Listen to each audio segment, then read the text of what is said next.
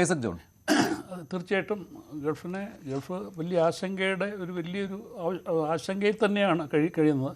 അപ്പോൾ ഇത് എസ്കലേറ്റ് ചെയ്തോറും ഓരോ നിമിഷവും കൂടുന്തോറും ഗൾഫിലെ സാമ്പത്തിക മേഖലയും അവിടുത്തെ ജനങ്ങളുടെ ജീവിതവും പരിഭ്രാന്തിയൊക്കെ കൂടിക്കൊണ്ടിരിക്കുകയാണ്.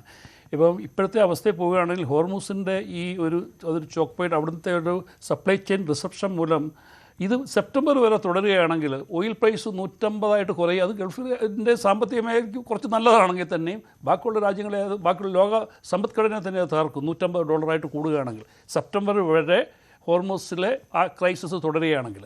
ഇപ്പോഴത്തെ അവസ്ഥയിൽ ഗൾഫിലെ എല്ലാ മേഖല, ഇപ്പോൾ അടുത്ത കൺസ്ട്രക്ഷൻ മേഖല ഏകദേശം സ്തംഭനാവസ്ഥയുടെ വക്കിലേക്ക് വന്നുകൊണ്ടിരിക്കുകയാണ്. കാരണം അവിടത്തേക്ക് ഷിപ്മെൻറ്റ് കിട്ടുന്നില്ല.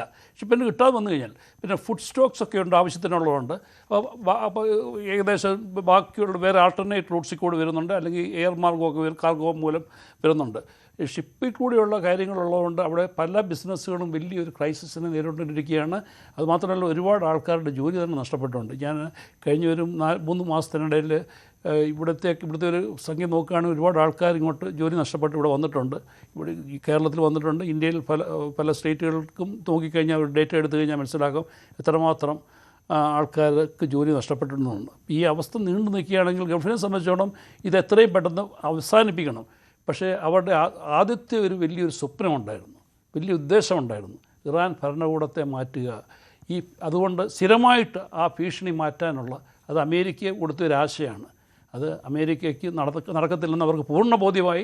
അവരിതൊക്കെ ശരിയാണ്, ഡീക്യാപിറ്റേഷനൊക്കെ നടത്തി ഇങ്ങനെ നേർത്ത നിരയെ മൊത്തം വീഴ്ത്തിയെങ്കിൽ തന്നെയും അവർ പൂർവാധികം ശക്തി പ്രാപിച്ച് ഇപ്പോഴും നിൽക്കുകയാണ്.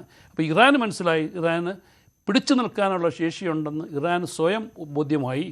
അപ്പോൾ കൂടുതൽ ആത്മവിശ്വാസവും ആത്മധൈര്യവും അവർക്ക് കിട്ടിയിട്ടുണ്ട്. അമേരിക്കയെ സംബന്ധിച്ചോളം ആണെങ്കിൽ അവർ നേരിടാൻ പോകുന്നത് അവിടുത്തെ ഇൻഫ്ലേഷന്, അവിടുത്തെ പിന്നെ ആൾക്കാരുടെ ഇടയിലുള്ള അസംതൃപ്തി, പിന്നെ അങ്ങനെയുള്ള ഒരുപാട് പ്രശ്നങ്ങൾ. അപ്പോൾ മിഡ് ടൈം ഇലക്ഷൻ വരികയാണ്. ആ ഇലക്ഷന് ട്രംപിന് മുഖം രക്ഷിക്കണം. അപ്പോൾ ട്രംപിൻ്റെ ഒരു പദ്ധതിയും, അതായത് ഗോളുകൾ ഇതൊക്കെയാണ്. ഒന്ന്, അത് റെജീം മാറ്റം, അത് നടക്കത്തില്ല എന്ന് ബോധ്യമായി. പിന്നെ ന്യൂക്ലിയർ അത് തിരിച്ച് സ്റ്റോക്ക് പൈൽ അവിടെ ഉണ്ടായി, ഇറാൻ്റെയിലുണ്ടായി എൻറിച്ച്ഡ് യുറേനിയം എത്ര 400 അത് തിരിച്ചു കൊണ്ടുവരിക, അത് ഒരിക്കലും നടക്കത്തില്ലെന്നറിയാം. അത് അവർ വളരെ സുരക്ഷിതമായിട്ട് വെച്ചേക്കാണ്. അവർ വേണമെങ്കിൽ ഒരു തേർഡ് പാർട്ടിക്ക് ചിലപ്പം ഈ ഒരു സീസ്ഫയറിൻ്റെ ഭാഗമായിട്ട് അത് കൈമാറാൻ ചിലപ്പോൾ സമ്മതിക്കാം. പക്ഷേ അത് അവർ സമ്മതിക്കാതിരിക്കുകയാണ്. ഇതുകൂടാതെ അഡീഷണൽ വലിയ